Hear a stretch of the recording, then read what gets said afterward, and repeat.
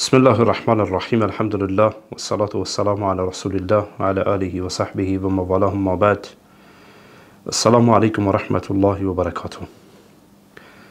بینندگان عزیز و گرامی، امیدوارم که خوب و صحتمند باشید، خاصتا عزیزانی که در تاجیکستان هستند. در این اواخر حکومت اسلام ستیز و ضد اسلام تاجیکستان به سرکردگی رحمانوف در تلاش این هستند که سبک جدیدی با ستیزه‌ای با اسلام آغاز کنند و متاسفانه یک تعداد ملاهایی که درست قضایا را هضم نمی کنند و نمیدانند با عرض تأسف در این معرکه با او همراه هستند و در تلاشند که به هر نحو ممکن بتوانند او را به این امید و آرزویش برسانند.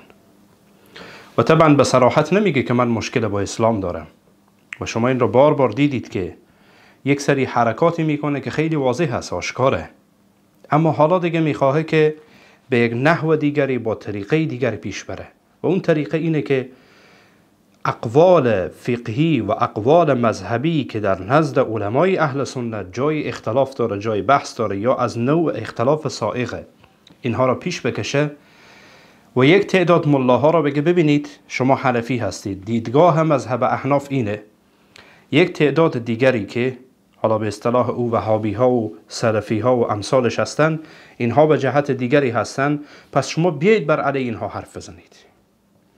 بعد از اون که این ملاهای جاهل و متعصب بیاین از این مرحله بگذرن و کسانی که بر علیه رژیم سفاک و رژیم جنایتکار تاجیکستان هستند، چرا که این رژیم در حال قتل و کشتار و اذیت کردن مسلمانانه، چی بسا جوانان و خواهران و برادرانی که در زندانهای آن به سر میبرند به بهانه‌های مختلف.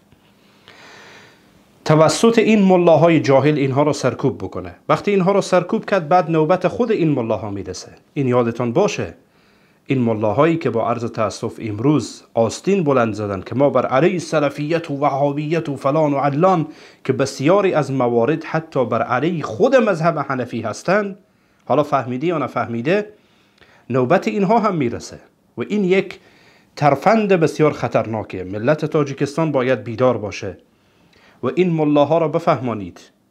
شما نه از سیاست سر در می آورید، نه از فقه پویای اسلامی سر در می آورید. فقط 4 تا کتاب خواندید در همون محور و در همون دایره خودتان و از اون خارج نمی شوید. و این دام را برای شما گسترانیده تا اینکه شما را به دام بیاندازه، تا اینکه نحوه جدید اسلام ستیزی را آغاز بکنه. و الا اینکه امروز شما ببینید چیزی به نام سلفیت به شدت بر علیه آن تاخت و تاز میشه روی منابر، در حالی که همین ملاها یک کلمه شما درباره روافض، درباره زرتشتیت، درباره های مختلف از اینها نمیشنوید. در برابر حرکات خطرناک و حرکات اسلام ستیزانه حکومت و رژیم تاجیکستان به سرکردگی رحمانوف اصلا نمیشنوید. خب مگر برای شما جای سوال نیست؟ چرا این همه هجمه بر علیه به اصطلاح سلفیت و مسائل فقهی که اختلاف سائغ مطرح ساختن؟ ببینید چند هفته قبل اگر یادتان باشه من صحبتی کردم پیرامون یکی از دامالله‌ها و او آمده بود پیرامون مسح بر جوراب صحبت کرده بود. یکی از عزیزان برای من پیامی گذاشته، البته در تلگرام، در کانال آکادمی توحید ما، و نکته بسیار جالبی گفته که من خواهش میکنم از عزیزانی که در داخل تاجیکستان هستن نظر بدن که این حرف این بیننده ما و حرف این عزیز ما چقدر واقعیت داره و اگر مدرکی دارند، مدرک صوتی یا تصویری که ثابت بکنه کدام ملای در روی منبر در جمعه قبل این حرفا را زده باشه، حتما به من برسانید. شماره در توضیح ویدیو در پایین ویدیو در یوتیوب موجوده، شماره واتساپ، می توانید با این شماره برای من ویدیو یا صدایی از کدام ملایی که در این قضیه اگر صحبت کرده باشه، این پیامی که این عزیز ما داده، اگر صحبتی در دسترس باشه به من بفرستید، چون لازمش دارم. این عزیز ما گفته السلام علیکم استاد محترم، شما چند وقت قبل درباره مسح جوراب بالای یک ملای جاهل و متعصب تاجیکستان رد علمی با دلایل از نصوص شریعت کردید. بله، بحث علمی بود، درسته که یک سری مسائل دیگه هم گفته شد. بعد در جمعه بعدی دولت تاجیکستان به تمام مساجد فرمان داد که ملاهای گمراه و جاهلشان به مردم خطاب کنند کسانی که بالای جوراب مسح میکنند نمازهایشان نمی شود دوباره ادا کنند و شما را خوارج و داعشی و تکفیری گفت و نامتان را گرفت در منابر تاجیکستان. ببینید اینها تهمت هایی است که همیشه در طول تاریخ شما فرعون صفتها را میبینید و دیکتاتورها را میبینید که وقتی کسی در برابرشان ایستاد بشه و جهلشان را آشکار بسازه و پرده از چهرهشان بیاندازه پایین، این اتهامات بر او زده میشه، خارجی و نمیفهم فلان، حالا کلمات جدید میشه، ولی تهمت ها و تاپه ها حتمی است. شما وقتی ببینید موسی کلیم علیه السلام وقتی در برابر فرعون میسته، فرعون چطور مردم را فریب میده؟ میگه فرعون آمده که شما را از سرزمینتان بیرون بکنه، یعنی امن و امنیت شما را برهم بزنه و فلان بکنه. همین حرفایی که تمام دیکتاتورها در زمانشان و در زمان قدرتشان و در زمان دیکتاتوریشان این حرفا را میگن. و من خواهش میکنم اگر که از کدام ملا این حرفا شنیده شده در جمعه قبلی در تاجیکستان، حتما به من بفرستید که من بشنوم، چون میخوام دربارش تعلیق بدم که اگر واقعیت داشته باشه باید روش جدیدی با اینها کار گرفت.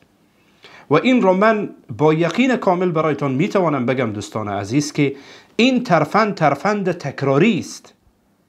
این روشی که فعلا رژیم تاجیکستان در پیش گرفته، این ترفند و این سناریو کاملا تکراری است، یعنی در طول تاریخ تکرار شده و اینطور کارها صورت گرفته که آمدن از طریق مذهب فقهی مخالفینشان که خواستن اونها را از قدرت بیاندازن یا مخالفینشان که چهره های آنها را افشا کردن، آنها را از این طریق از مسائل فقهی و اختلافی که اختلاف سائغ آنها را زدن.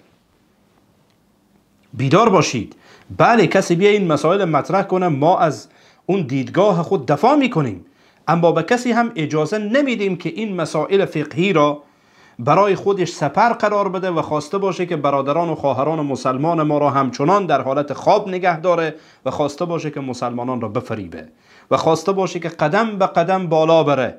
و من خطابم به این دولت، خطابم به این رژیم، این بازی ها برای ما خیلی تکراری است.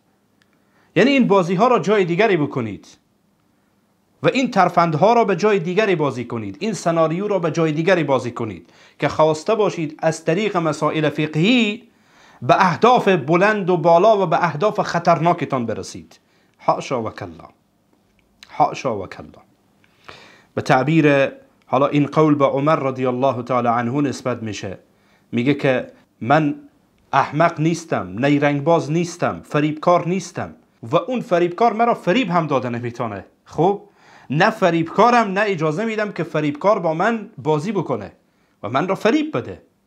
پس بنابراین متوجه باشید، اهل سنت و جماعت و اهل اسلام هوشیارند، زیرکن، میدانن این حرکات خطرناک شما را، میدانن که شما دارید چی کار میکنید، میدانن که قدم به قدم دارید به کجا پیش میرید و حالا عقب نشینیایتان در بحث حجاب و در بعضی از قضایای دیگر یا سکوتیتان حداقل اینها مقطعی است. بعد میخواهید از این طریق وارد بشید تا که به یک مرحله‌ای برسید که کسی برایتان نگه که پشت چشمتان ابروست. نه این اسلامه.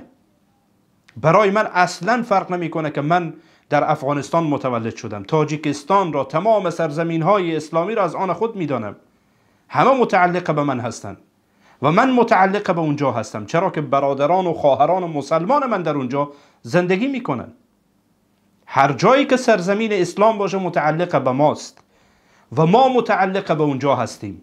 این مرزها نمیتونه در بین ما جنگ و دعوا برا بیاندازه و این بدان معنا باشه که ما از حقوق برادران و خواهران خود دفاع نکنیم. همچنان که مخاطب قرار میدهم دعوتگران و علمای تاجیکستان، برگردن شماست که ملت افغانستان را شما هم مخاطب قرار بدید.